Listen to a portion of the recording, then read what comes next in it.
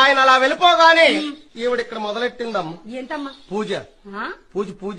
ఆహా, పతిరథ కదా, పూజ చేసుకోవాలి మరి. పూజ చేస్తాను. ఆవిడ పూజ చేస్తుంటే దేవుళ్ళు వచ్చేస్తాను రమ్మ. ఎవరు వస్తున్నారు? దేవుళ్ళు.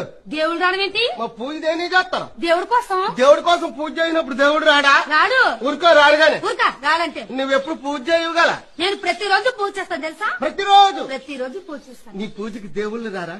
ఆహా, ఒక దేవుడు అని రాడా? ఒక్క దేవుడు రాడు. మరి ఎందుకమ్మ నీ పూజ అనవసరం? పూజ ఖర్చులు దండు. లేదండుగా. మా ఊర్లో పతివ్రత అలాగేటి. ఎలాగా? పూజ మీద పూజ, పూజ మీద పూజ, పూజ మీద పూజ చేస్తుంటే దేవుడు వెనకాల దేవుడు, దేవుడు వెనకాల దేవుడు, దేవుడు వెనకాల దేవుడు వచ్చేస్తాను. ఈ వచ్చి దేవుళ్ళు ఈ ద్వారం వంట రావడం, ఇక్కడ పూజ చూసుకోవడం, దక్షిణ సమర్పించడం, మరలా ఈ ద్వారం వంట పోవడమే. అది కాదు, ఈ ద్వారం వెంబటి వచ్చిన వాళ్ళు మళ్ళీ ఇలాగే కదా వెళ్ళాలి. అమ్మో దేవుడు దేవుడు గుద్దుకొని ట్రాఫిక్ జామ్ అయిపోతాయి. ఒక దేవుడు సంగతి ఇంకో దేవుడికి తెలియకూడదు. అది సంగతి. ఆవిడ పూజ మీద పూజ